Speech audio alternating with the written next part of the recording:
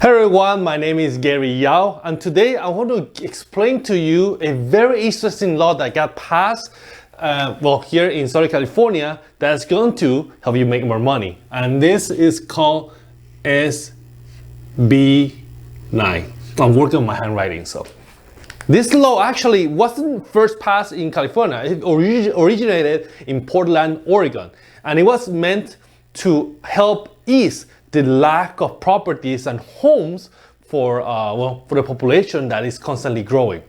Do you know that over 70% of California lots are single family? Imagine that if these single families could somehow be conditioned to have multiple units. This way, there will be a chance for more people to get affordable home and perhaps help to get more people at homes. This is why 150,000 people here in California, Southern California, are on either shelter or homeless. The average house is was seven times the household income back in 1960. Think about it. Now it should be even higher. This SB9 is different from the ADU laws because the ADU, you cannot sell the unit separately. With SB9, you can sell it. There are currently 4 million homes short here in California, so hopefully this could help ease that pain and burden. Land here in California, I don't have to tell you, is very expensive. Add that plus zoning, rent control, all this contribute to a very expensive housing. Not to mention that apartment building is actually going down slowly, meaning that there's less apartment buildings because there's no land. Now, let's talk about the requirements for you to have an SB9 or take advantage of SB9 and make more units. First, you have to be owner occupied for one of the lots. So you live one, you build it on the other one, you have to live in one of the lots. You have to have at least a minimum of 1,200 square foot. The split of the lot can be more than 60-40. It can be 50-50 or 60-40, but it cannot be 75-25. So you have to split that. You can split a lot that was occupied by a tenant in the last 3 years. The lot must be a single family residence zoning. It cannot be R2 or mixed use zoning. You cannot be in a historical district. You cannot split the lot that already has been split. So you split already, that's it, only once. You can build a potential ADU if there's no space. Now, let's talk about duplex. Every single family residence can be built as a duplex. For this, you can only build in R1 lots. You cannot demolish a rent control unit, but you can build a new unit next to it. You cannot demolish also more than 25% of the existing building. So if a building is 1,000 square foot, you can only demolish 250 square foot. Again, it cannot be historical and cannot be short-term rentals. I'm talking about duplexes, huh? The setback and height requirements depends on the city.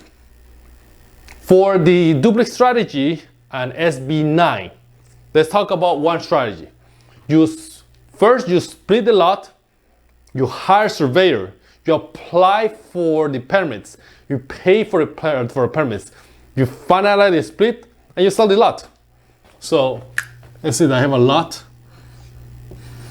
and this is 10,000 square feet. You split the lot. Your house is here, okay? So this is a lot with a different APN, right?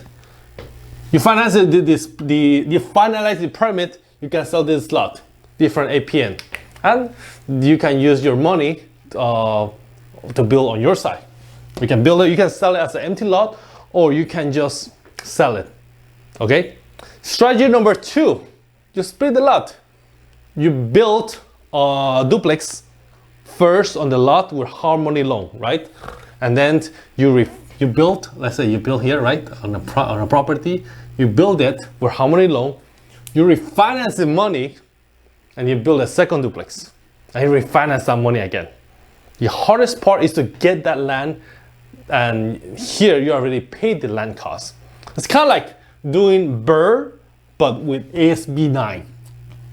Because you're getting the Harmony loan to pay for building the house, then the land and the lot and plus the property is going to work more. Therefore, we can actually do more with it. Ideal lots. The lots have, if you have like 10,000 square feet or larger, that would be great. Corner lots are good because you can split it on one side and the other corner, you can split it on the corner side. Wide lots, which are better than long, deep lots. So I said a lot that is like this is better than the lot that is like this, right? You can split it because then you have to build a driveway, and that's going to cost more materials to do. This is tricky if you are looking for a long drive because you need to build something in the back.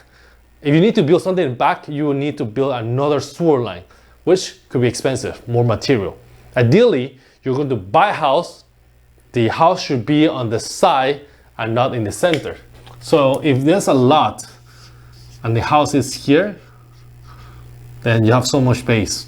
So ideally, you would like to have the house on one side so you can divide it. So if it's not a center on the property, you can do this, that'd be great. No, there's good thing, no elevation issues because you need to take care of the foundation or build a retention wall, which can be costly. What I mean is that in the backyard, if there's not let's say it doesn't go up to a hill, then you'll be good. Because once it goes to a hill, then you have to put a retaining wall. Keep in mind that not all lots will work. Usually, only 5% of the lots will work. Now, this is interesting. Let's talk about SB9 plus ADU. Building ADU is actually quite easy.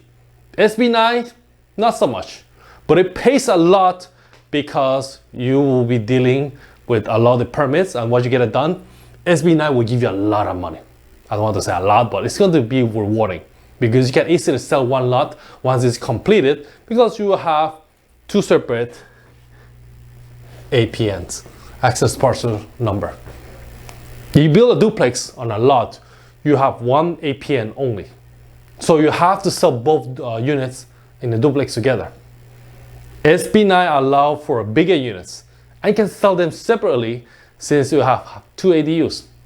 ADU caps at 1,200 square foot and normally caps at one storage.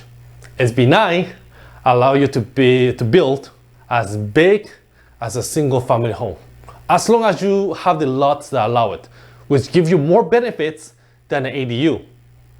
Since the SB9 is a separate house, you have to build a separate sewer lines to connect to the main street.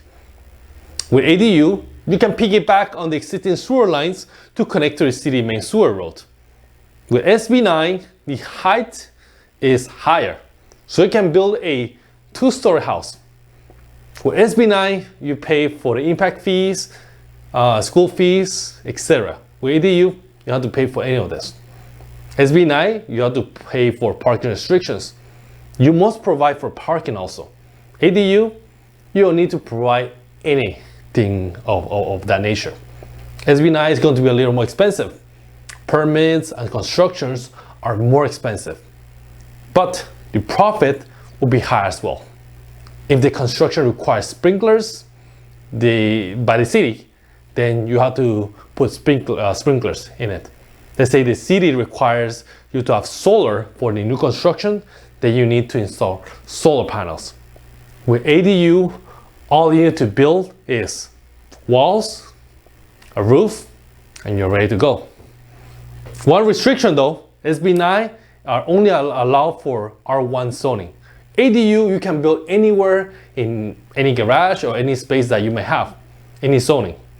When you do ADU, and okay, let me talk about when to do ADU and when to SB9. Tough local zoning where building duplex is hard. When you have a small lot, you cannot split it. So that's when you consider doing ADUs, because the tough local zoning is going to make it difficult when you build ADU when you have enough capital.